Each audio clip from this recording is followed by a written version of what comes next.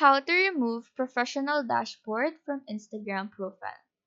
So go ahead and open up your Instagram application. Now go to your profile tab by clicking on the profile icon on the bottom right corner of your screen. In this page, click on the three lines icon here on the upper right corner.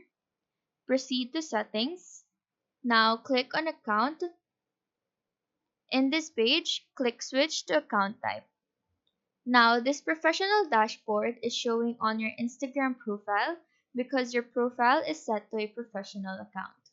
So in here, choose switch to personal account. Confirm it on this pop-up window. After doing that, close the app to refresh it and apply the settings. Open your Instagram again, go to your profile tab, and as you can see, the professional dashboard is now gone. So that is how to remove professional dashboard from Instagram profile.